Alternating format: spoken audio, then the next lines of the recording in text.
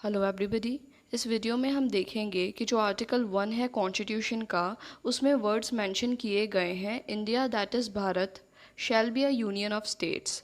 इन शब्दों को क्यों इस्तेमाल किया गया है, इन शब्दों का क्या मतलब है, इंडिया को स्टेट्स में क्यों डिवाइड किया गया है और इसके पीछे क्या वजह है।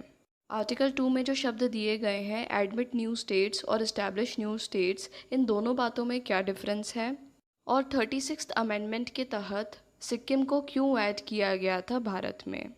आर्टिकल 1 to 4 को पार्ट 1 ऑफ कॉन्स्टिट्यूशन में बताया गया है। ये डील करते हैं यूनियन और उसकी टेरिटरी के साथ। आर्टिकल 1 में लिखा गया है India that is Bharat shall be a union of states.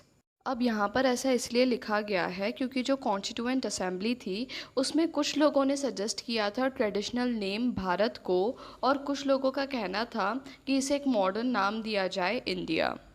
इसीलिए कॉन्स्टिट्यूएंट असेंबली के द्वारा दोनों नाम को अडॉप्ट किया गया और यहाँ पर इंडिया और भारत दोनों लिखा गया। अब यहाँ पर जो शब्द यूनियन ऑफ स्टेट्स है उसे क्यों इस्तेमाल किया गया। पार्टीशन की वजह से जो भारत ने पहले एक्सपीरियंस करा था वो अच्छा नहीं था। इंटीग्रेशन ऑफ प्रिंसली स्टेट्स के लिए भी काफ़ी सारी प्रॉब्लम्स को फेस किया गया था। इस वजह से जो वर्ड यूनियन है उसे इस्तेमाल किया गया और वर्ड फेडरेशन को इस्तेमाल नहीं किया गया। आर्टिकल 1 क्लॉज 2 कहता है कि जो स्टेट्स और टेरिटरीज़ होंगी वो उस तरह से होंगी जैसा कि स्पेसिफाइड है फर्स्ट स्केड्यूल में।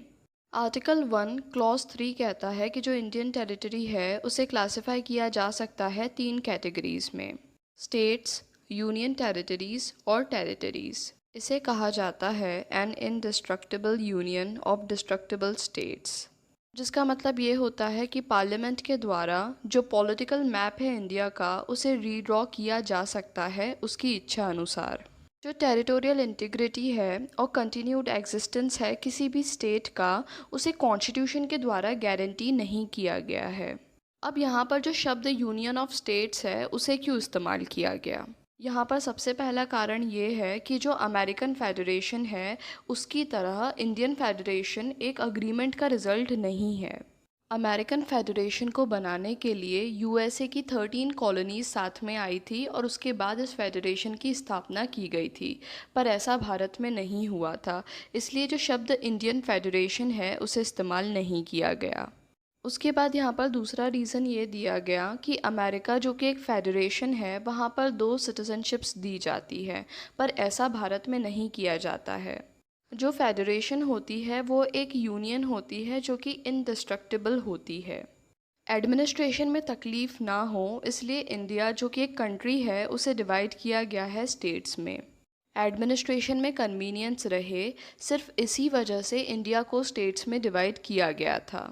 आर्टिकल 2 कहता है कि पार्लियामेंट के द्वारा यूनियन ऑफ इंडिया में नई स्टेट्स को इस्टेब्लिश किया जा सकता है उन टर्म्स और कंडीशंस पे जो कि पार्लियामेंट को सही लगती है। आर्टिकल 2 के द्वारा 2 पावर्स को ग्रांट किया गया है पार्लियामेंट को।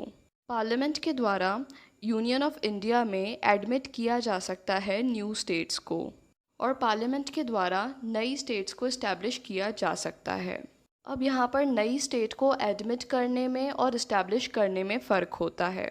सिक्किम को जिस तरह से भारत में जोड़ा गया था वो यहाँ पर एडमिट करना होता है, और जिस तरह से तेलंगाना को क्रिएट किया गया था तो उसे हम यहाँ पर इस्टेब्लिश बताते हैं। इसके द्वारा वो नई स्टेट्स को भी एडमिट किया जा सकता है या फिर इस्टेब्लिश किया जा सकता है जो यूनियन ऑफ इंडिया का पार्ट नहीं है। जैसे आर्टिकल 2A के द्वारा सिक्किम को ऐड किया गया था अप्रैल 1975 में 36th अमेंडमेंट एक्ट के तहत। चोग्याल पैलेस के समक्ष दंगे हो जाने की वजह से यहाँ पर एक फॉर्मल रिक्वेस्ट की गई थी कि इंडिया यहाँ पर प्रोटेक्शन प्रोवाइड करे। 1975 में सिक्किम के प्राइम मिनिस्टर के द्वारा अपील की गई थी इंडियन पार्लियामेंट के समक्ष कि सिक्किम को भी इंडिया की एक स्टेट बना दिया जाए। इंडियन आर्मी के द्वारा चौग्याल पैलेस के जो गार्ड्स थे उनको डिसआर्म किया गया। यहाँ पर एक वोटिंग करवाई गई जहाँ पर 97.5% वोटर्स का ये कहना था कि अब हम मोनार्की नहीं सहन करेंगे, हम अप्रूव करते हैं कि हम इंडिया का पार्ट बनना चाहते हैं।